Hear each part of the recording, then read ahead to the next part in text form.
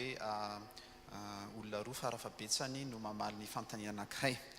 Fanontaniana voalohany angamba tonga dia vantako manokana ny pasteur miaraka. Misy fanontanian'olona zany milaza hoe inona no azon'ny kristianina tao manoloana ireo zavatra na toriteny tsy mitondra fampiorenana na fampaherezana fa resaka vola sy fibedesana foana ao am-piangonana. Inona no azon'ny kristianina tao manoloana ireo zavatra na toriteny tsy mitondra fampiorenana na fampaherezana fa resaka vola sy fibebahana foana fibedesana foana mialatsiny vola sy fibedesana foana ao am-piangonana.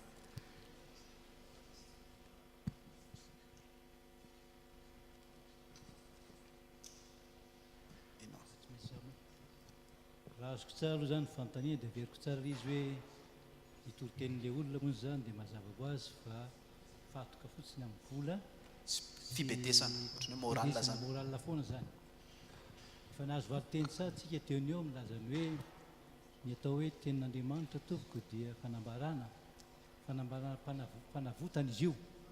Ka mahafanavotana azy tsy hanao moraly ianao.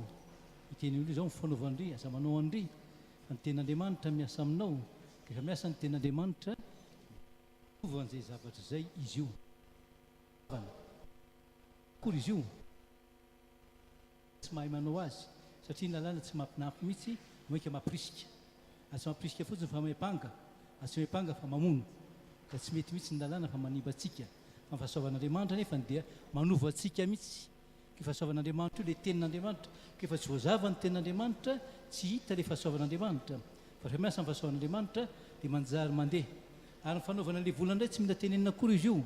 Afaka ny Korinthianina faharoa fahavalo ahitantsika antaran'iza izy ity fiangonana Makedonia izay mahantra mihitsy tao anatin'ny fahantrana fa nilatsaka tao amin'ny fahasoavana.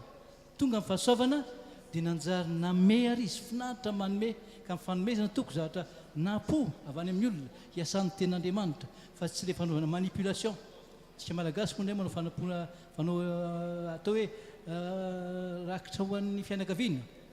Dia ny ray aloha zany manatra mbola andeha fianakaviana dia ny reniny ray dia ny ray azahoana vola be dia be zay zavatra ray. Zay misy manipulation sy fomba ohatr'izany. Fa ny tsika kosa ny tenin'Andriamanitra hoe tsika maninona miasa amin'ilay olona ka tonga ny fahasoavana ary ny fahasoavana nahavitana an'ilay zavatra amin'izay fotoana izay.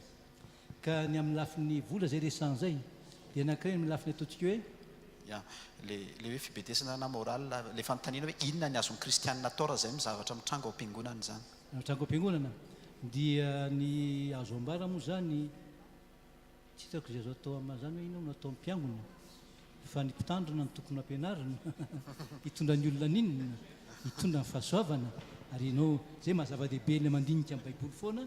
Rehefa baiboly nasesinao tsisy zany eritreritra nindronindrony zany ianao hoe dinika indreko andry satria araka ny lesona antsika amin'irayna dia mazava ho azy fa rehefa tenin'Andriamanitra no entinao efa nitranga tanko mihitsy andinika ny amin'ny Matteo toko fahafiry izy io no hoe fizangajangana dia amin'ny fotoana io tsy maintsy ho ataoko izy io fa nataoko izy io nisesy tao amin'ny ampianarana Matteo iny ny olona mivady niditra teo manambady olona efa nanambady teo zay vita mariazy nefa nay batista mihitsy dia nametraka fa hotoriko iny sa tsy hotoriko fa fantaro tsara ilay olona toy izay hoe efa amin'ny fotoanan'iny nampianariko iny fa tsy izy akory nitsondromiko tamin'ny fotoana iny.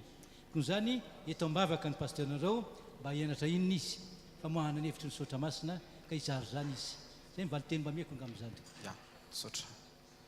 That sounds like a dire situation. Paul says in Galatians 1:6, I'm astonished that you are so quickly deserting him who called you in the grace of Christ and are turning to a different gospel. Mitovy amin'ilay zavatra resahan'ny Paoly ao amin'ny Galatiana ilay izy hoe tena gaga mihitsy ako fa moronareo miala amin'ilay tena filazantsara. Not that there is another one, but there are some who trouble you and want to distort the gospel of Christ. Dia tsy hoe misy filazantsara hafa fa mora amin'ilay olona mihitsy no miala amin'ny filazantsara ny Kristy. But even if we or an angel from heaven should preach to you a gospel contrary to the one we preached to you, let him be accursed. Fa raha izahay na anjely hafa avy any an-danitra no mitory filazantsara hafa zay mifanohatra amin'ny zay fanotoriana taminareo dia aoka izy ho voaoziny. As we have said before, so now I say again, if anyone is preaching to you a gospel contrary to the one you received, let him be accursed. Ary araka ny fantenenina teo aloha raha misy olona hafa mitory filazantsara mifanohatra amin'izay fanorenesinareo aoka izy ho voaoziny. And then Paul provides a solution in verse Dia 10. aveo Paoly manome vahaolana eo amin'ny 10 For am I now seeking the approval of man or of God, or am I trying to please man? fa moa ve zaho mikatsaka ny fankasitrahan'ny olona sa ny an'Andriamanitra sa miezaka no tian'olona fotsiny aho? If I were still trying to please man, I would not be a servant of Christ. Fa raha mbola miezaka ahako no tian'ny olona dia tsy ho mpanompon'i Kristy mihitsy ahako. So I don't know all the details of the scenario, Dia but tsy haiko daholo ny antsipirian'ilay tantara. what was described sounds just like pure legalism, and I would run from it. Ny zavatra henoko teo dia hoe tonga dia legalisme be fotsiny izy mazava ho azy dia tokony ianao miala amin'izay. And I would find a church where God is feared and man is Ary not. tady fiangonana hoe ao Andriamanitra no atahorana ary lehilahy matoka no ao. Ya, misaotra ny pasteur toantsika amin'izay fanontaniana manaraka drano tonga dia avantako an'ny pasteur Varaka. Misy olona izay milaza fa ny testamenta vaovao zany dia tokony ho foanana. Ny testamenta taloha dia tokony ho foanana. Dia na hoe ny testamenta vaovao dia nanafona ny testamenta taloha. Le Nouveau Testament a supprimé l'Ancien Testament. Dia inona no hovaliana amin'izay? Ohatra hoe ao amin'ny testamenta taloha dia Andriamanitra nandidy hoe misy olona ho vonoina. Ao amin'ny testamenta vaovao kosa dia tsy milaza an'izany intsony ary misy kristianina aza dia mihevitra fa ny fanaovana arts martiaux aza dia tsy sitrak'Andriamanitra. Dia ahoana zany no amaliana an'izay? En aucun cas, l'Ancien Testament ne peut être abrogé. Na amin'ny fomba ahoana na amin'ny fomba ahoana tsy tokony mihitsy ny hoe ho foanana ny testamenta taloha. Jésus n'est pas venu abolir la loi ou les prophètes, il est venu l'accomplir. Jesosy raha tsy tonga hanafoana ny lalàna fa tonga izy mba hanatanteraka azy. Jésus cite l'Ancien Testament en Matthieu 19 pour soutenir son enseignement. Tamin'i Jesosy hanohana ny fampianarana izay nentiny dia ny testamenta taloha no nentiny nanohanana anazy. Et l'Apocalypse contient probablement plus de 200 citations de l'Ancien Testament. Dia ao amin'ny apokalipsy ao misy farafahakeliny famerenana indray ao amin'ny testamenta taloha miisa 200. C'est tout la parole de Dieu. Tenin'Andriamanitra daholo ity rehetrarehetra ity. Mais c'est aussi une histoire Kanefa sady tantara ihany koa ilay izy. avec des étapes. Misy dingadingana. Des étapes qui illustrent la fin de l'histoire. Dingana izay mampiseho ny fiafaran'ilay tantara avy eo. Il y a des moments où Dieu pénètre l'histoire violemment pour rappeler qu'un jour, un violent jugement arrivera. Misy fotoana miditra amin'ny ohatran'ny hoe maherisetra be Andriamanitra miditra eo amina tantara anankiray mba ahafahany mampiseho hoe any aoriana any dia ho avy ilay fitsarana maherisetra. Où il y a des fois où Dieu intervient puissamment pour exprimer plein de guérisons, pour nous rappeler de futures guérisons.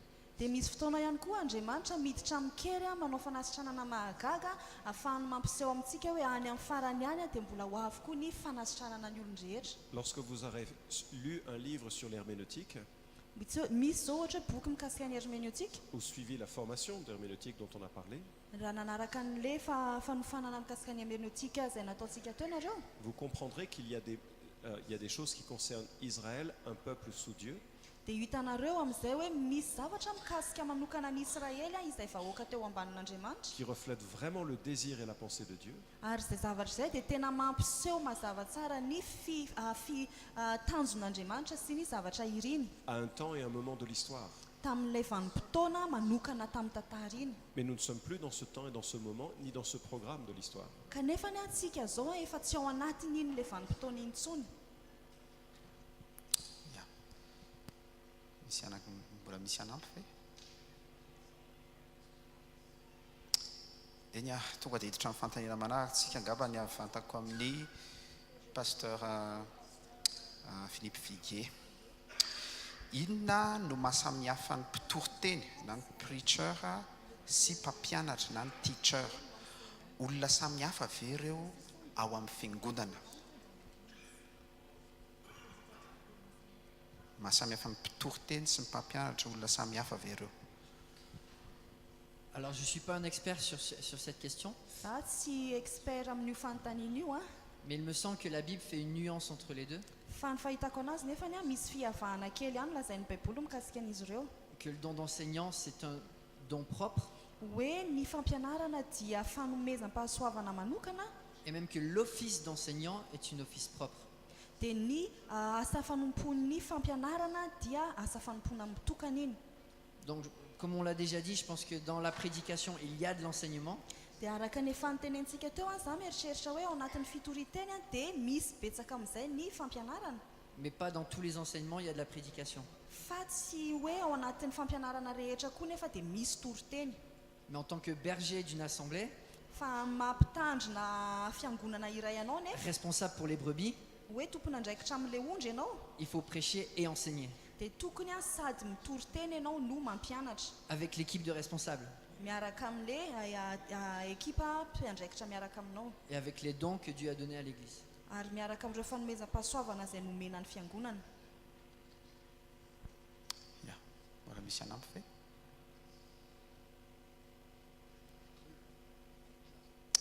Pastora miaraka. Ny tompoko. Ny jiosy moa dia manana atao hoe fiteny mampiavaka ny azy amin'ny lafiny teknika hoe amely teny hoe hébraïsme. Izay hébraïsme izay nefa dia mazava ho azy ny atao hoe parallélisme.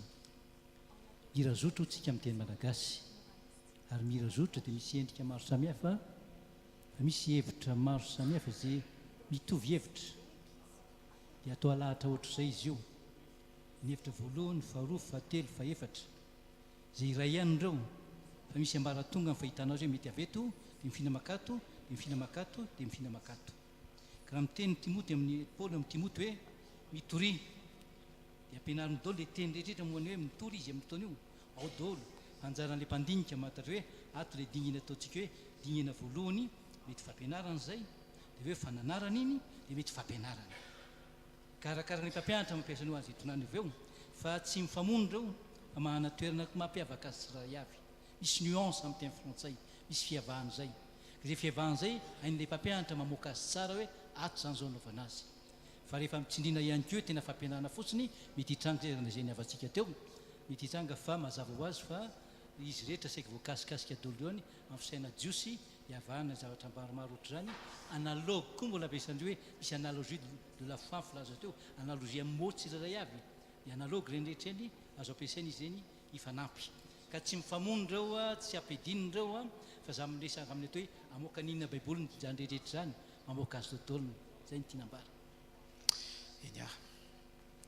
Ny fanontaniana manaraka angambany dia avantako amin'ny pasteur Tim Contrel satria mahakasika kely ny toriteny nataony a Timoty voalohany toko fahaefatra dia ny fahatelo ambin'ny folo resaka famakian-teny.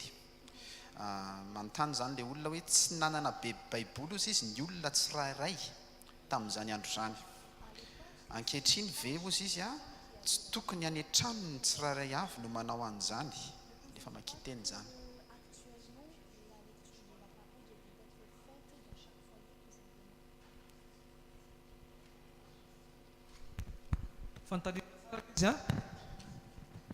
Thank you. That's a very good, thoughtful question, observation. Tena tsara be zay zay sady I would agree that there might have been a greater need for more public reading of Scripture in the ancient times when people did not have their own copy of the Bible.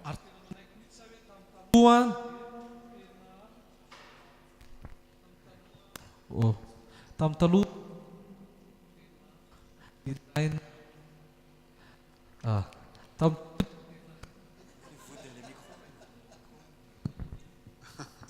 taloha tena ilaina be mihitsy zay hoe famakina ny tenin'Andriamanitra rehefa miangona zay ny vahoaka.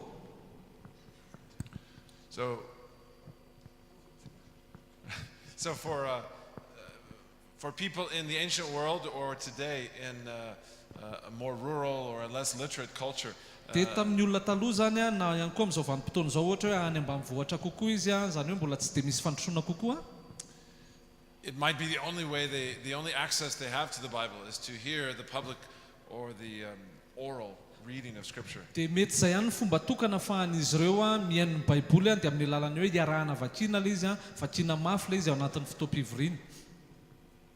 But I don't see anywhere in Scripture that means that Christians who have the Bible to read no longer need any public reading of Scripture at all. fa tsy mahita koa nefa soratra masina ao amin'ny baiboly hoe raha hoe ny kristianina izay manana baiboly any an-tranony a dia tsy tokony ntsony a hitoy a hamaky an'ilay hoe baiboly rehefa hoe miaraka. There's nowhere in Scripture that says you should be forced to choose if you only want to hear it or if you only want to read it. That's a false choice. Ary a tsisy mitsy safidy ao amin'ny baiboly ka miteny hoe tokony ve ianao le miaino an'ilay izy vakiana fotsiny a sa tokony ianao le hoe ianao rery a mamaky any an-trano a tena safidy diso zay tsisy an'izay option zay. Nobody ever died from too much Bible intake. Tsy mbola nisy olona matiny hoe namaky baiboly be loatra zany. As I said yesterday, Araka ny teneniko omaly a the child of God wants to hear as much of his heavenly Father's voice as possible. ny zanak'Andriamanitra dia tena vao mainka te andre bebe kokoa hatrany ny feon'ny rainy. So I think it would be great for people to read as much of the Bible as they can during the week. Dia za mieritreritra hoe tena vao mainka ara mahasoan'ilay olona mihitsy ny hoe mamaky baiboly be kokoa mandritra ny herinandro iny. And Christians can grow with as much Bible reading as possible. Ary ny kristianina dia afaka tena mitombo mihitsy arakaraka ny hamakiany baiboly a bebe kokoa hatrany hatrany. But why should that cancel the privilege and the joy to still hear the Bible read publicly also? Dia maninona zany hoe tokony hamafana ihany koa an'ilay hoe tombontsoa lehibe a afahana miaino ny baiboly a vakiana ao anatin'ny fivoriam-piangonana. So I think the church can have much more than only public reading of Scripture, but why would we want to have less than the public reading of Scripture? Dia noho izany any tena hoe tokony kristiana zany maniry bebe kokoa mihitsy an'ilay hoe fiarahana mamaky a miaino amin'ny baiboly rehefa miara-miangona nefa tsy tokony ampiana koa zay hoe inona koa moa ny antony hoe tsy hamakina an'iny bebe kokoa rehefa ianao rery. And I still think there's something unique about when the Bible is read publicly in a powerful and a passionate and a well-prepared way. It's not the same as private reading. Ary za tena mieritreritra mihitsy hoe tena mbola manana mampiavaka azy ihany koa nefa le hoe vakiana tsara amin'ny fomba mahery a tena anatin'ny hafanampo a ny omana tsara namaky an'ilay baiboly ao anatin'ilay fivoriam-piangonana ary tsy mitovy iny amin'ilay hoe mamaky irery ianao any an-trano. I think if we had time, we could make a strong argument from the Old and the New Testament that God shows up, that there is a unique presence of God in the public reading and teaching of His Word, or Ary preaching za of His mieritreritra Word. hoe raha mbola nanana fotoana bebe kokoa isika dia tena hoe afaka mihitsy isika mahita na ao amin'ny testameta taloha na ao amin'ny testameta vaovao hoe rehefa vakiana pabe maso ao anatin'ny fivoriam-piangonana miaraka ny olona dia tena hoe amikery mihitsy Andriamanitra no miseho a no miasa amin'ny alalan'izany. God loves for His voice to be heard in the congregation. We see that often. Satria tian'Andriamanitra ny feony a hoeno ao anatin'ny fiangonana. Others might want to add. Tsy haiko hoe izany Or mbola edit. nampy an'izay a na ihany koa melabelatra izany kokoa. sahanampy eny a i fantaniana manaraka indray a angamba napetrako amin'ny pasteur John Glass satria nisy resaka teo nataon'ny pasteur Varaka mikasika ny anjara-toeran'ny John Glass teo amin'ny fiainany manokana dia ty fantaniana ity zany hoe nareo rehetra ireo izy dia nanana mentor daholo tao amin'ny fiainanareo tsy haiko ny andikana mentor moa amin'ny teny gasy fa zay indrindra le fantaniana hoe azonareo azavaina ve ozy izy zany hoe mainstream zany hoe zavatra vaovao eto Madagasikara zany ho amin'inona fanahoana iza oviana ahoana sy ny sisy le mainstream zany tsy haiko ahoana ny andikatsika anazy amin'ny teny gasy mialatsiny. Peut-être il faut. Ouais. Très rapidement. ataoko haingana be a Oui, moi j'ai un mentor depuis 35 ans. za nanana mentor na ohatrany hoe olona manaraka na akaiky nandritra ny 5 taona.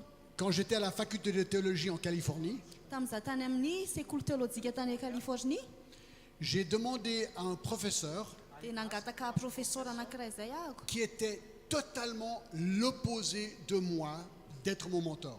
dia izy io a tena hoe mifanohitra tanteraka amin'ny toetrako a izy io dia izy no nangatahako mentorako. Il est calme, Izy a calme be, il fait pas beaucoup de bruit, izy tsy dia be tabataba loatra, il est sain, izy masina be, tout en lui me semblait parfait. ny zavatra rehetrarehetra momba anazy a za mijery anazy ohatrany hoe zany tonga lafatra En fait, tous ces hommes le connaissent, il s'appelle Irv Buznetz. reto lehilahy rehetrarehetra reto mahafantatra anazy tsara izy no antsoina hoe Irv Buznetz C'est un prof de hébreu. mpampianatra hébreu izy io J'ai oublié mon hébreu. za raha tsy mahay hébreu tsony Mais c'est une référence solide encore aujourd'hui. kanefany a tena référence be mihitsy ny io raha mpampianatra io Chaque fois qu'il y a un problème dans l'église, je l'appelle le premier. isaky ny misy olana ao am-piangonana dia izy foana no antsoko voalohany Depuis 35 ans. na efa 5 taona zay a Il est toujours là pour me donner son opinion que j'apprécie eo énormément. foana izy a manome hevitra anahako ary tena ankasitrahako be mihitsy zay ataony zay On a besoin d'un mentor parce que parfois on se trompe nous-mêmes et on ne le sait pas. mila hoe mentor mihitsy tsika eo amin'ny fiainantsika satria indraindray a diso tsika ary tsy fantatritsika kory hoe kaitsika ity diso Donc avoir un mentor, c'est très bien, ka raha manana mentor anankiray zany ianao dia tena tsara be mais zay. aussi d'autres pasteurs référents. J'appelle régulièrement Florent, kanefa Philippe. fa tsara koa nefa raha misy pastera hafa koa miaraka aminao a D'autres afaka pasteurs. miteny aminao pour m'aider quand j'ai besoin d'être aidé. afaka manampy anahako ry zareo a rehefa tokony ahitsy ahako Donc moi je suis totalement pour le mentorship. zany hoe za aloha dia tena manaiky be mihitsy ary mamporisika ny fanaovana mentor faly ia nange hanampy amo satria mipetraka eto akaikiko amin'ny akaviako eto ny mentorko dia i pasteur Tim Cantrell no nanomboka ny mentoré ana hatramin'izay nisy sary anankiray zay aloha zay tiako apetraka ao an-tsaintsika ny amin'ny hoe inona le atao hoe le mentoring zay nampiasain'ny pasteur anankiray zay ary tiako be le izy ohatrany hoe tsika zany a ohatrany hoe miaraka mandeha hianika tendrombohitra anankiray dia misy ny sasany mandeha aingana misy ny sasany mandeha moramora dia ny ahafahantsika miara-miakatra any dia ohatrany manao rojo dia ny olona zay eo ambony mitazona ny tanan'ny olona zay eo ambany ary ny olona ambaniny iny mbola mitazona ny olona zay eo ambaniny zay ny hitako hoe le principe na mentoring zany principe na fanaovana mpianatra ihany araka ny efa teneniko tamaraina moa dia ny hoe ny tanjontsika dia ho mpianatra Jesosy Kristy ny tiako hoe ohatrany hoe fomba hoe tenenantsika hoe inona ny kristiana dia hoe kristiana dia mpianatra manao mpianatra ahafahantsika an'izay hoe mampiatra an'izay mpianatra manao mpianatra zay dia tsara ny manana mentor manana olona anankiray zay matotra kokoa ara-panahy zay afaka misintona anao hiakatra hitombo amin'ny famatoranao ara-panahy ahafahanao ihany koa mampitombo olo anankiray ara-panahy ka ohatrany hoe tia ametraka an'izay aminareo ahako hoe sao dia misy ray lafiny ray amin'le rojo tapaka amintsika zay mpitondra fiangonana sao dia isika mieritreritra hoe tsika efa tonga any amin'ny faratapony ka tsy mila tsony olona misintona antsika miakatra na ihany koa isika hoe variana dia tsy misy amin'ireo zay ao ambany sy tombontsika miakatra fa zay le mentoring ohatrany karazana rojo zany zay apetraka hoe mifampitombo mifampianatra mahatonga antsika samy tombo ara-panahy dia tena misaotra manokana an'Andriamanitra ahako ny amin'ny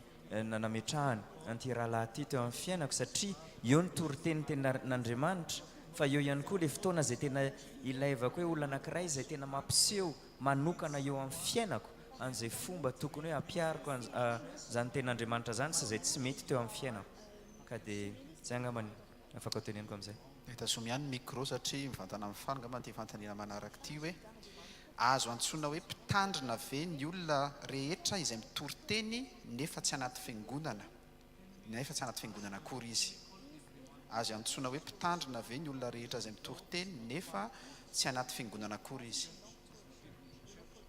ny mpiandry ondry mila ondry ny mpiandry ondry sy manan'ondry mpiandry rivotra fa tsy mpiandry ondry raha tsisy ondry tsisy mpiandry ondry araka ny fiten'le mentorko zay aza dia hoe ny mpiandry ondry dia tsy maintsy manana fofon'ondry zay vao tena mpiandry ondry izy ka tsy hoe zany izy io hoe titre hoe anarana entina hoe za mpitandrina za zao fa adidy atao eo anatria Andriamanitra satria nisy ondry zay nomen'Andriamanitra anao tandremana io ka angambany raha tsy anatina fiangonana ianao raha tsy manana ondry nomen'Andriamanitra anao tandremana inona mampitandrina anao ya misy anampy Yeah, pasteur John Class. Alors rapidement, il y a un truc Tokony intéressant, akangana c'est dans fotsiny, zavatra Hébreu tena 13, mahaliana 17. be dia ao amin'ny Hébreu toko fahatelo amby folo Hébreu toko fahatelo amby folo andiny fafito amby folo C'est que nous devons, en tant que bergers, veiller sur les âmes de nos brebis. ilay hoe ny mpiandry ondra dia tokony hiandry ny fanahin'ny ondrany. Et un jour, le berger doit rendre compte pour ses âmes. Ary iray andro any dia ho ampamoana ny amin'ny fanahin'ireo ondron'ireo any le mpiandry ondry. Donc je pense qu'on peut être un enseignant sans être pasteur ou berger. Za zany tena mino hoe afaka ny ho mpampianatra isika nefa ny tsy mpiandry. Mais si on est pasteur ou ancien Fa raha ohatra tsika kapastera na loholona ou berger, na mpitandrina, ben, il faut un troupeau défini. raha izay dia tokony misy ondry voafaritra tsara zany amin'izay fotoana Parce izay. qu'il faut savoir pour quelle âme exactement on va devoir rendre compte un jour. Satria tokony ho fantatritsika hoe fanahaniza avy moa ireo ampamoahana antsika any amin'ny farany any zany. Donc ça c'est un passage qui me fait toujours très peur. Io andalatsoratra masina raha io dia mampatahotra anahy foana. Ya, saotra amin'izay valiteny izay tsika. Pasteur Todd, mivantana ho anao manokana mihitsy no ty fanontaniana ity. Fisarahana amin'ny fiangonana.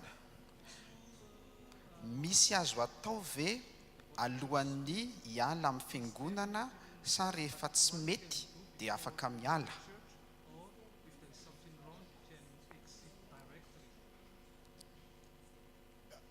The question is related specifically to a church split, not just leaving a church, just leaving the church, not a church leaving. split. So sure, in God's providence, He's blessed you with overseers, regardless of whether or not you think they are qualified. That's where you are. Ao amin'ny famatsian'Andriamanitra iny ianao manana And too often in situations like this, a person who's troubled with his current leadership looks to other leadership when he should be looking for unity with his current leadership. So often in a situation like this, a person is looking for counsel from someone other than those whom God has given to him. He's looking for shepherds outside the church rather than shepherds within the church. Matetika ny zavatra mitranga anatina zavatra ohatran'izany dia le ondry anankiray mitady torohevitra avy any amina mety hoe mpiandry na olona hafa ivelan'le fiangonana. So trusting that the Lord has you where you are in His providence, I would exhaust every effort to find unity with those men if you can deem them even to be believers to begin with, but also qualified leaders.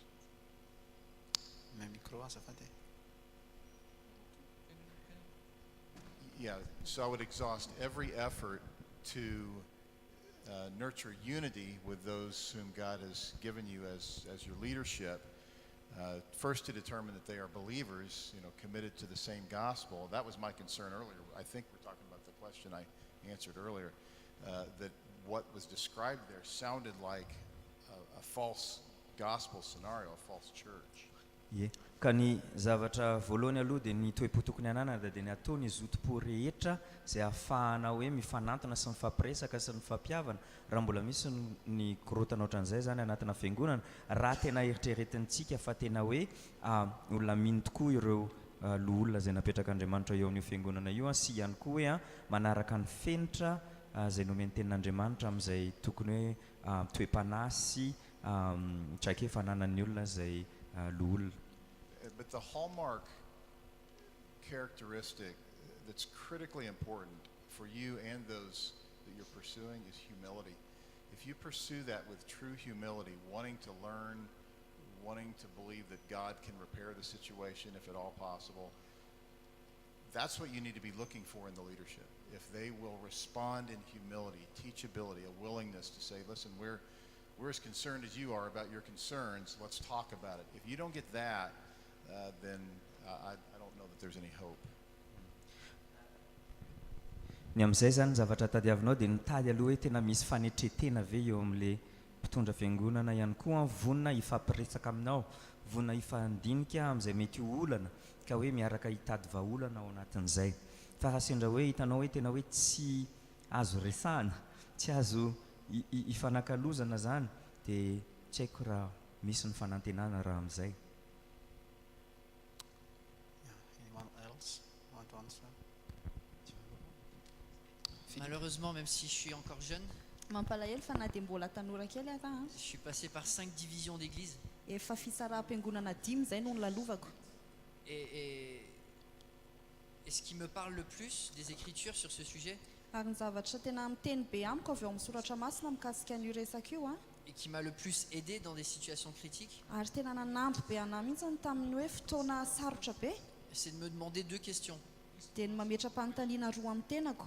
Est-ce que j'ai une bonne conscience? moa ve madio ny feon'ny fieritreretako a Et est-ce que Dieu est en train de m'utiliser? ary hoe mampiasa anahy ve Andriamanitra amin'izao zavatra izao.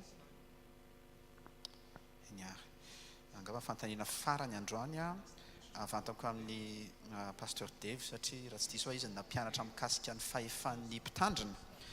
Misy fanontaniana zany ty hoe manoloana ny tsy firaisan-tsaina eo amin'ny ondry tandremana sy eo amin'ny samy mpiara-manompo ary eo amin'ireo fiangonana samy kristianina dia manana zo ho kivy ao anaty fonoteny ny abandonné ve ny mpitandrina na mpitoroteny araka ny fahefan'ny mpitandrina nomeny Jesosy dia inona ny tokony ataony ary ahoana ny fomba fiatrehana ireny araka ny mahampitandrina ny ondry mpanompo ary mpitoroteny.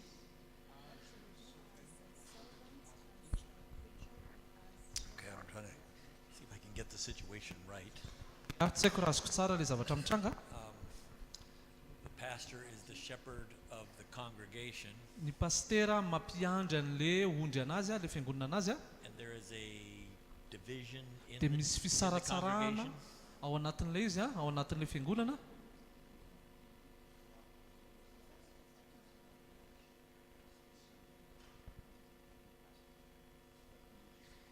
Yeah, no, yeah. Yeah, again, this is even, I would say, even stronger than the last question. Ia za mieritreritra hoe mbola mafy kokoa noho le fiangonana noho le fanontaniana farany teo ary zay. Yeah, a pastor, I don't think really can leave with a clear conscience. Ia za mieritreritra hoe tsisy paster zany ka teny hoe afaka miala izy miaraka amin'ny teny hoe madio tsara ny eritreriny. Because that is the principle that you just heard.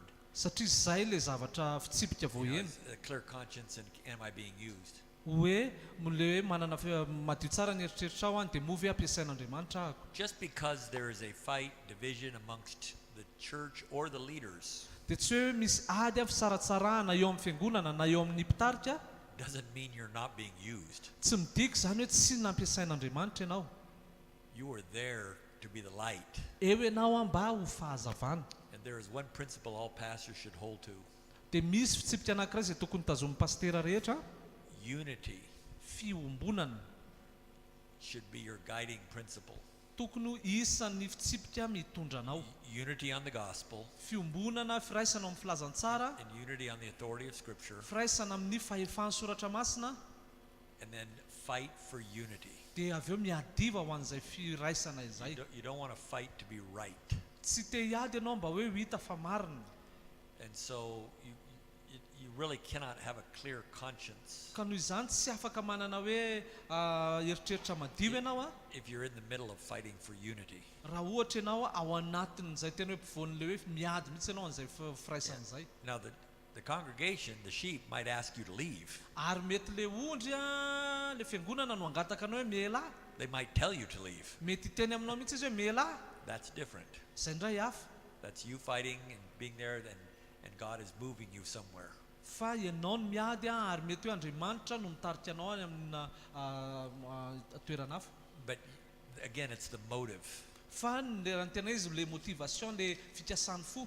If you walk away because you're tired, Raha ohatra ianao miala ao satria reraka, then just read Jeremiah 12. dia vakio Jeremia 12. If you cannot run with the foot soldiers, Raha ohatra ianao tsy afaka mandeha mihazakazaka miaraka amin'ireo tafika tanety then how can you run with the horses? dia ahoana ny ahafahanao mihazakazaka miaraka amin'ny soavaly. But you might have a point of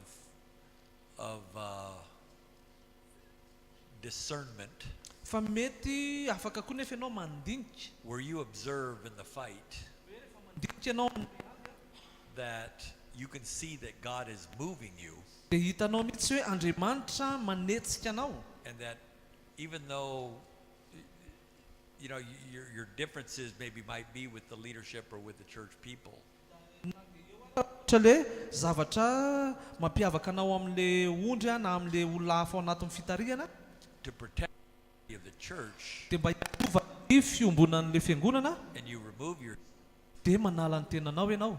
again, your conscience can be clear. Amin'izay fotoana izay dia afaka madio ny eritreritrao. That's different than saying I don't want to fight anymore. Izay indray dia hafa amin'le hoe ianao miteny tsy te hiady tsony fotsiny ahako. Meaning I don't want to stand for truth. Ny dikan'izay dia hoe tsy te hijoro amin'ny fahamarinana ahako. You have to stand for truth Mila mijoro ianao amin'ny fahamarinana until you're done, mandra-pavitanao, until you're dead. mandra-pahafatinao. But you protect the unity of the church. Faharovanao foana ny fiombonana, ny firaisan'ny fiangonana amin'izay rehetra azonao atao. Saotra misy anankiray anampy pastor. Manampy kely ny havantsika ny teny lazaiko amin'ny Koritiana voalohany fa raha misy fiangonana anankiray mahana olana indrindraindrindra dia fiangonan'ny Korinto, ary tsy maintsy mivahana izay olana izay apôstôly na mahazy, ary misy teny nampiasainy fotsiny nampiasan'io azy firaisana dia amin'ny antoko voalohany amin'ny Koritiana voalohany, vakitsika manomboka amin'ny andininy 10 zany. Zao mivakiny.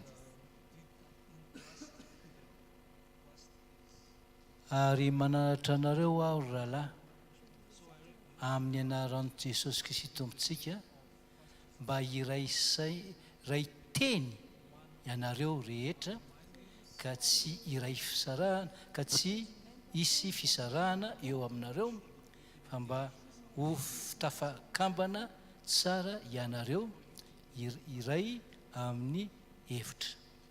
Inona lazainy ray voalohany indrindra ao niangatahan'i Paoly izay mibaiky ny manaraka rehetrarehetra, ary manaratra anareo aho rahalahy amin'ny anaran'ny Jesosy Kristy Tompo tsika mba iray teny. Le teny ampiasaina izy io dia hoe misy matoa-teny izy io no atao amin'ny teny ohatran'ioamilaza ny tenin'Andriamanitra ihany sy fampianarana. Io tenin'Andriamanitra io no tokony iraisana zany, itian'ny olana efa ny tenin'Andriamanitra tokony iray, io mampiray inona mandrava ny inona fisarahana ary mampiray fiangonana. Torevitra ao amin'ny pasteur moa zay zavatra zay aza miala satria tsika tompoko dia ohatran'ny dokotera ihany. Raha misy dokotera ka lazaintsika hoe aza miasa amin'ny hôpitaly eo anao fa misy marary eo ary marary be misy ary arety mifindrany ao, tsy dokotera tsony izy tompoko fa indrindra ny idira makao dia arety mandroefa ny mandehananao, ary tsika ohatran'ny dokotera. Sambo koa tompoko rehefa mandeha ka ninona sambo amin'ny trango eo ka misy korotana eo, mbola misy ondry tavelo anatiny eo dia hoana kapiteny miala farany indrindra ao, miara maty ao amin'ny tsy mampanino. Ny olona ary toko manam-pahendry anao amin'izany ny amin'ny fiainany maika ny asan'ny fiangonana tompoko tsy lalaovina zany s'Andriamanitra fa manolo tenitsika hatrany amin'izay afitantsika azy. Iny ary tompoko hofahanantsika treto zany ny fametrahana fantenena sy valiny, anio mbola misy le voaray androany ataoko fa tapitra angamba ny omaly raha tsy diso dia hovalintsika rapitsy mbola manana fotoantsika malena fantanena sy valiny fa aza matahotra nareo zany raha mbola tsy voavaky teto ny fantanenareo. Amahanantsika ny fotoana dia angamba ny mangataka ny pasteur Philippe Viguet raha afaka mivavaka misaotra an'Andriamanitra ny amin'izay zavatra rehetra nomeny antsika anio dia mametraka amin'Andriamanitra ihany koa izay ho ataontsika ho tanterahantsika rapitsy izay andro farany amin'izao fiaonana izao. Dia angamba ny araka hitsangantsika anatanteraka an'izay vavaka izay.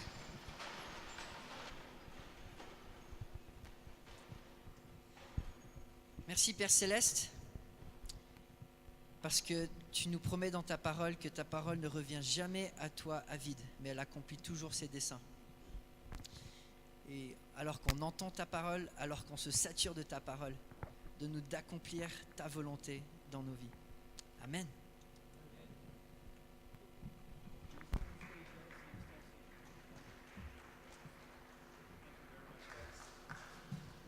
Dia manao velomantsika rehetra dia raha pitso indray zany andro farany miaona antsika raha sitrapon'ny tompo.